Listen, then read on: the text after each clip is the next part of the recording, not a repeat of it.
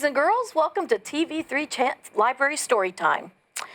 Our first book today is One Riddle, One Answer. See if you can figure out the answer to the riddle. This is a good one. Long ago in Persia, there lived a powerful sultan. He had many sons, but only one daughter, named Aziza, and he wished for her a wise and happy life. The finest tutors in the land were brought to the palace, and Aziza learned all there was to know. But her favorite subject was numbers, and her favorite game was riddles. The time came for Aziza to marry. The Sultan began to seek a suitable husband for her. Who in the land is most worthy of her hand? The Sultan asked his advisors. My eldest son is very handsome, Your Honor, said our one advisor.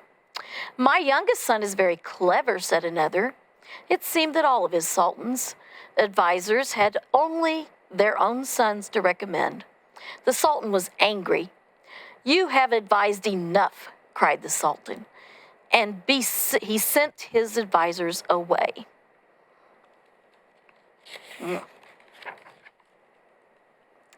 Then Aziza went to the Sultan. Father, she said, perhaps there is a better way to choose whom I would marry.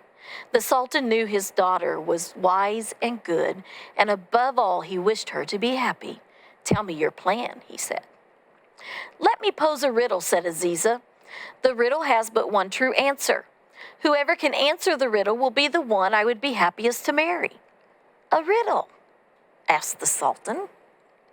It's a new idea. Yes, said Aziza. Here it is. Placed above, it makes greater things small. Placed beside, it makes small things greater. In matters that count, it always comes first. Where others increase, it keeps all things the same. What is it? The Sultan thought for a moment, and then he sighed. The riddle is too difficult even for me. In all the land, there is no man who will solve this riddle. Perhaps there will be one, Aziza said, and one is all that is needed. So the Sultan agreed to Aziza's plan.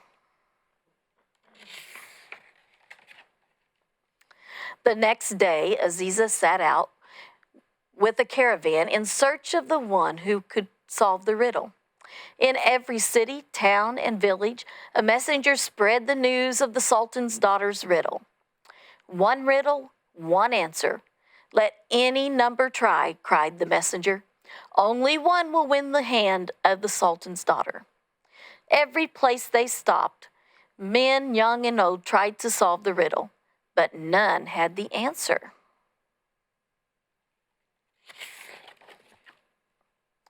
In one village, a scholar came before Aziza to announce his answer. He was an astronomer who studied the movements of the sun, moon, and stars. I have observed that the answer is the sun, he said, with much confidence.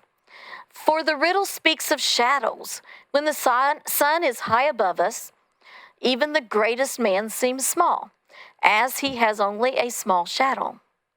Thus, the answer is the sun. A learned answer indeed, said Aziza, but that is not the right answer to the riddle. In another town, a soldier came before Aziza with his answer. A sword, he cried, displaying his gleaming saber. The answer must be a sword, for the riddle speaks of war, and in war, even the smallest man is great in strength with a sword by his side. You have given a strong answer, said Aziza, but that is not the right answer to the riddle.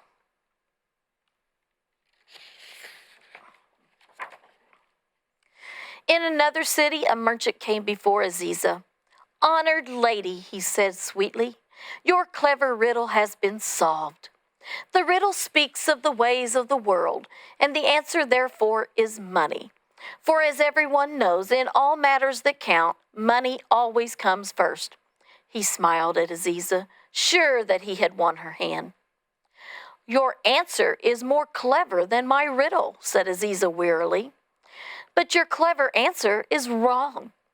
May I try another riddle? Asked the merchant. No, Aziza said. One riddle, one answer. Aziza felt discouraged. Perhaps her father was right. Perhaps no one in the land would know the answer to the riddle. She ordered the caravan to return to her father's palace. Just as the caravan was about to depart, a young man came forward. He was a farmer named Ahmed, and he too loved numbers. Will you hear one more answer? Ahmed asked. Just one more, Aziza said, sighing. The riddle speaks of numbers, he said, and the answer is the number 1. For in a fraction, the number 1 placed above a large number makes a small number. 100 is large, but 100th is small. Yes, it is, said Aziza. Go on. And when the number 1 is placed beside another number, he said, the number increases. 1 placed beside 9 makes 19. Or 91, said Aziza. She smiled.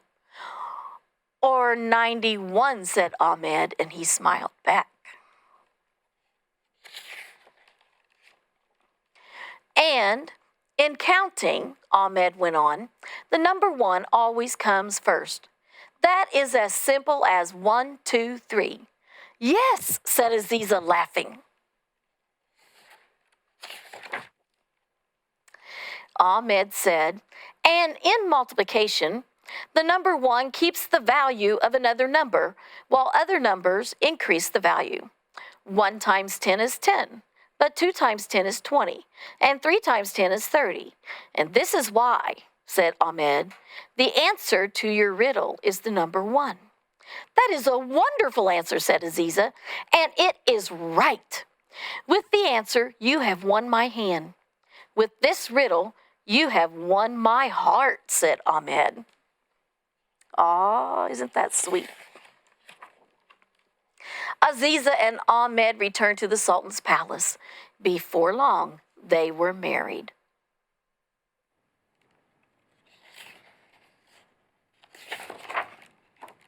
The Sultan made Ahmed his chief advisor in matters of farming, and he made Aziza his chief advisor in matters of numbers. Did you guess the riddle? I did when I read the story. I thought, that must be the number 1. I guessed it. I don't know how I did that. I'm not that clever. That was a tough one. Yeah. So I think Miss Lisa has another interesting story for us. I do, and this one's called the Deductive Detective. So in that story, we had a riddle. Let's see what he has to solve in this story. So there's our duck, and he is the detective. Duck, the deductive detective, was sitting at his desk when the phone rang with an urgent message. Someone stole one of the cakes from the cake contest. Detective Duck is on the case. When Duck arrived, Owl, the night watchman, took him to the scene of the crime. All 13 bakers were already there. Fox was sitting in a chair crying, "Somebody stole my beautiful cake!"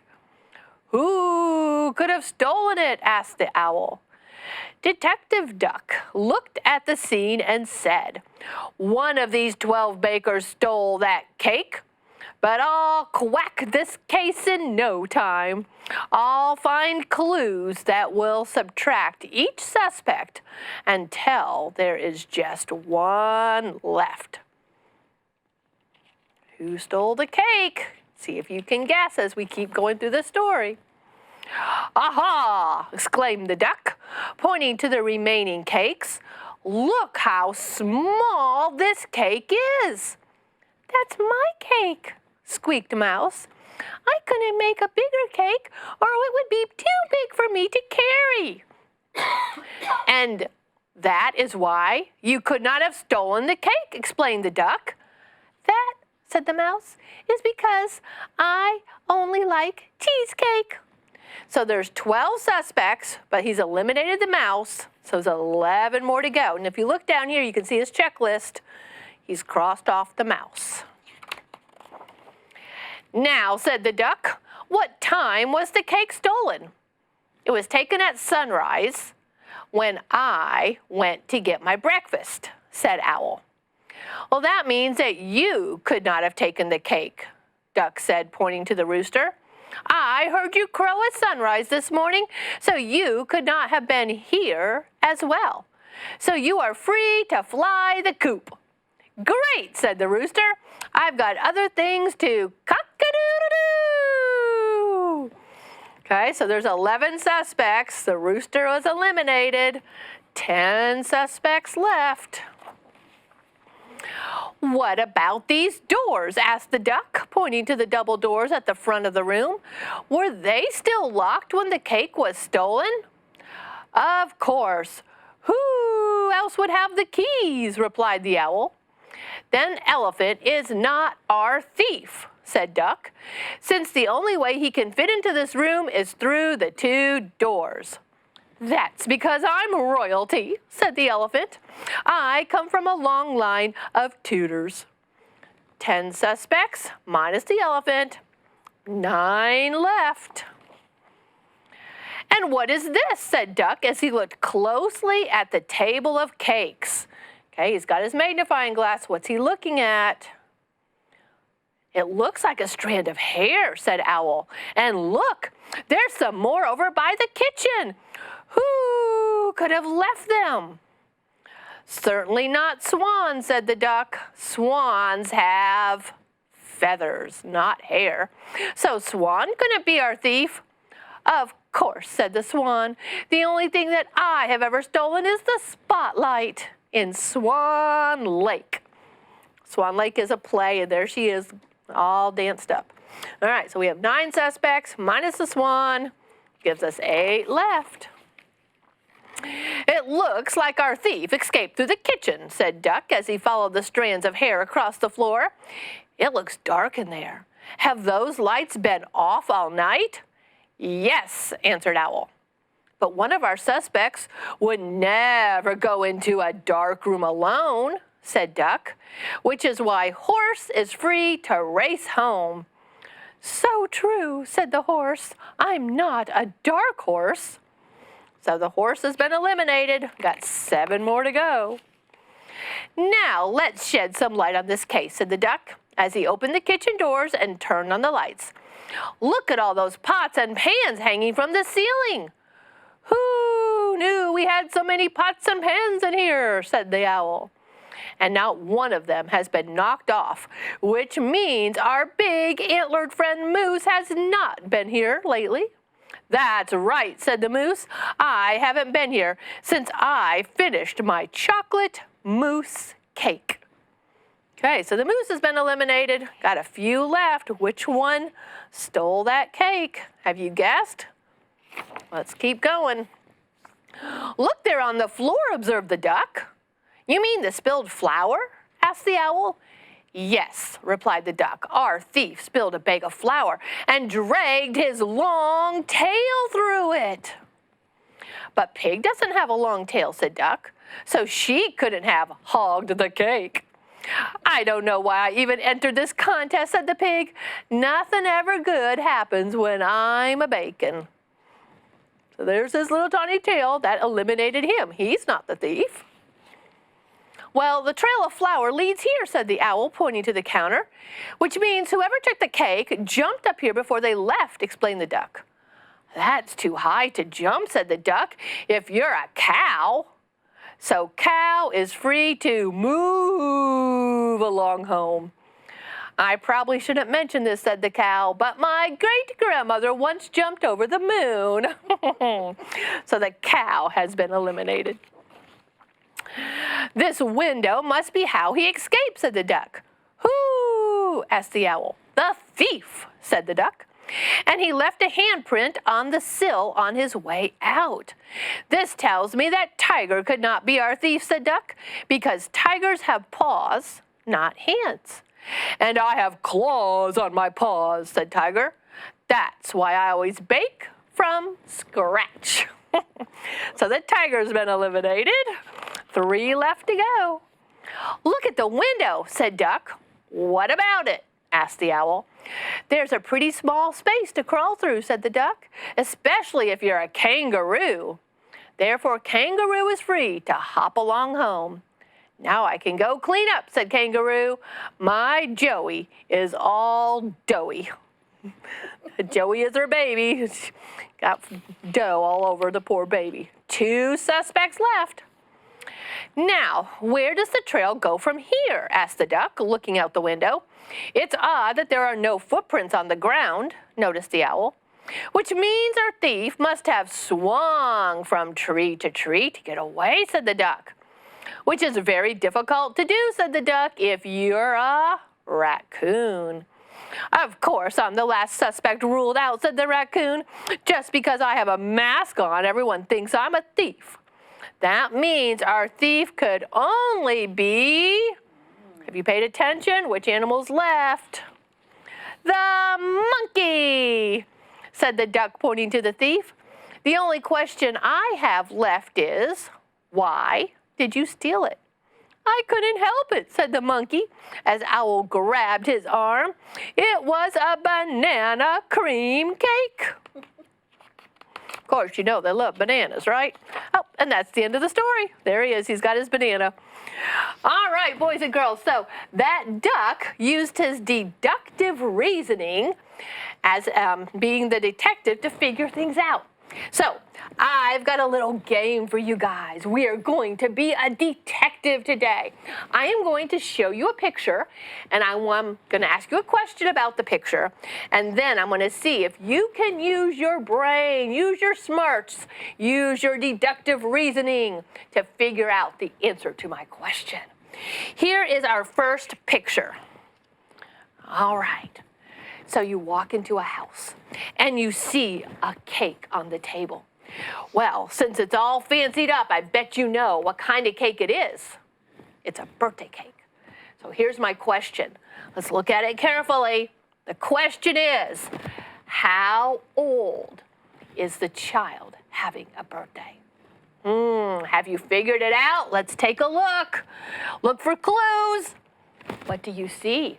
If you counted 1, 2, 3, 4, 5 candles, then you were right.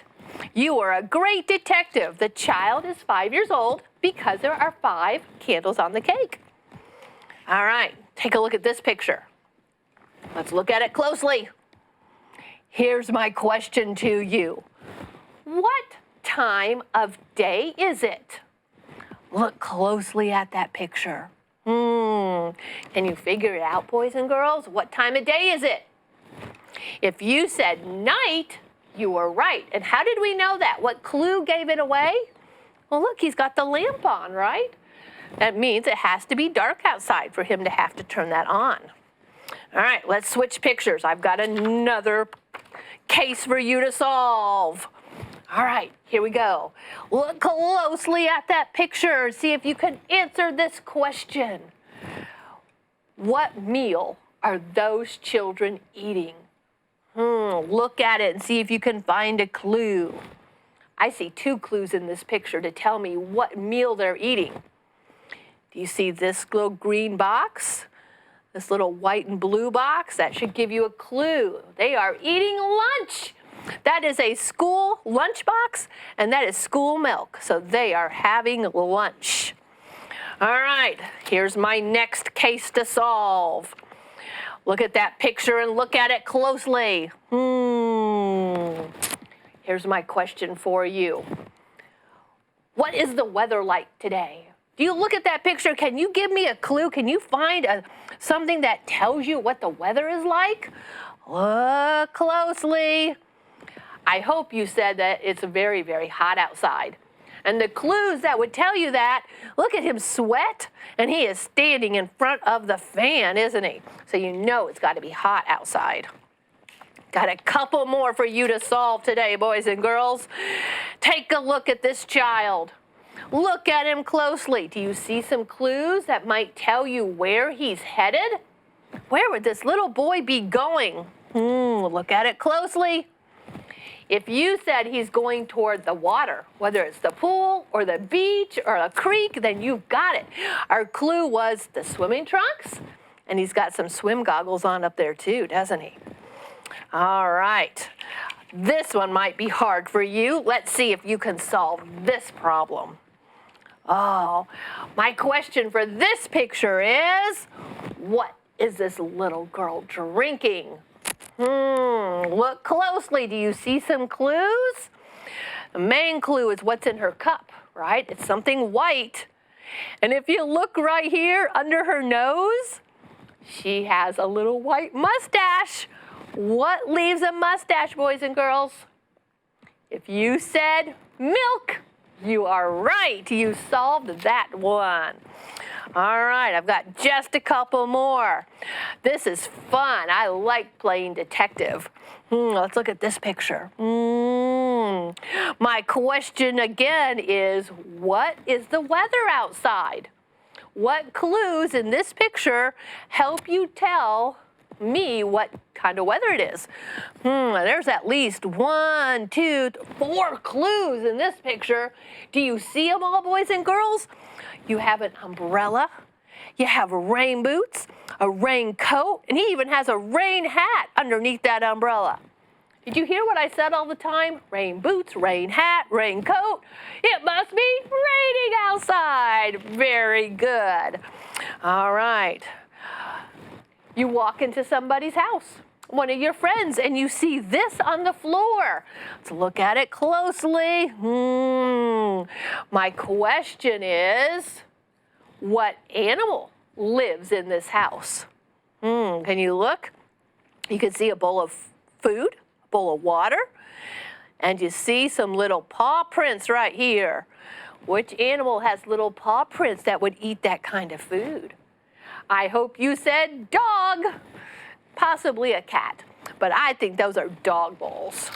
All right, we got 2 more little detective cases for you. Okay, what about this picture? Take a look at it. What do you notice? What do you see? So the question is, what chore needs to be done if you walked into your house and saw this? This one's a pretty easy one, right? Because there's a basket and it is filled with dirty laundry. So it's time to wash the clothes, right? All right, here's our last case for you today. I hope you've liked playing detective. When you observe things in your surroundings, you can often tell what people are thinking or what's going on in their life. So let's take a look at this last picture. What are some clues we see? This is a mom, and I want to know what she's been doing. Where has she just been? Can you look? You can see that she is wiping her forehead with a towel. She's got a water bottle in her hand. She looks like she might have some type of a running outfit on. So what do you think she's just been doing? Has she been baking a cake like in our story? I don't think so. I think she was out running or exercising. Maybe she's been to the gym. She's got her hair up. That's another clue, isn't it? All right, boys and girls, thank you for playing detective with me today. I sure hope you've had a lot of fun. And now Miss Kim has one more story for us. Okay, this is a fun story too. Bob. Not a real exciting title, but the story's kind of fun. Bob, a rooster, lived with a bunch of chickens. The chickens clucked all day long, and so did Bob. Cluck, cluck, cluck.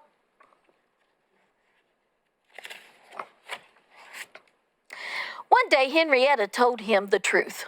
Bob, she said, you are not a chicken. You are a rooster. You need to stop clucking and learn how to crow so you can wake up the girls every morning. That's what roosters do. Well, will you teach me? Asked Bob. No, said Henrietta. I am a cat. Cats don't crow. I can only teach you how to meow. So Bob learned how to meow, and then he went off in search of a rooster. Meow, meow.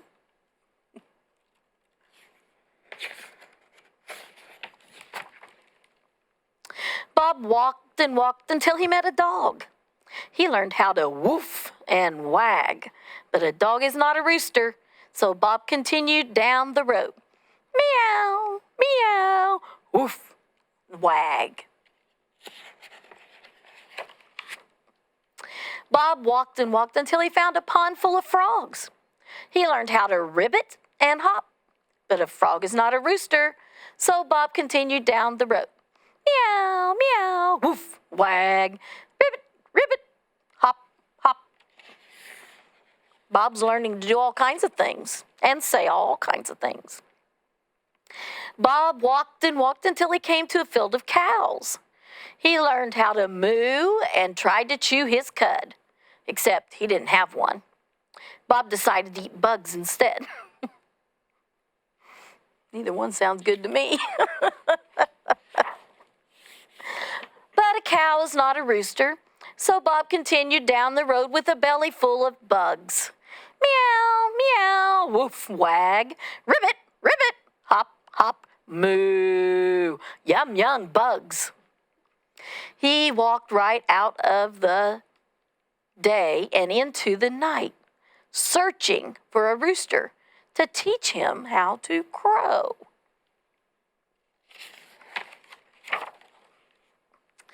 Walking through the darkness, Bob got scared. He was sure he was being followed. Bob was quiet.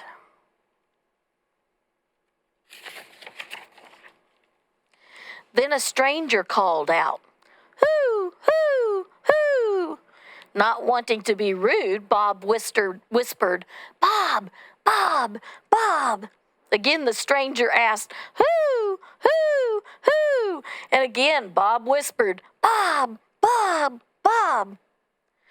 And so he went all night long, over and over again, until the first morning light when Bob heard. What do you think he's going to hear? In the first morning, he heard, cock-a-doodle-doo! There in the middle of the road was a bird who looked a lot like Bob. His name was Fred, and he taught Bob how to crow.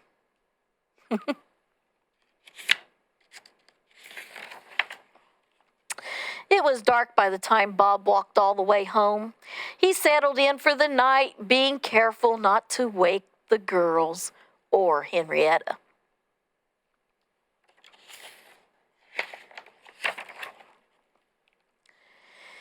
Bob was too excited to sleep, so he was wide awake when the fox came.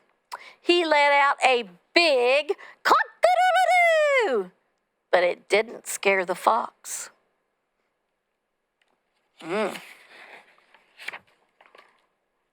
Then Bob called out, "Meow, meow, meow, woof, woof, woof, ribbit, ribbit, ribbit, moo, yum, yum, fox." And from then on, every morning, Bob woke the girls and Henrietta up with a cock-a-doodle-doo.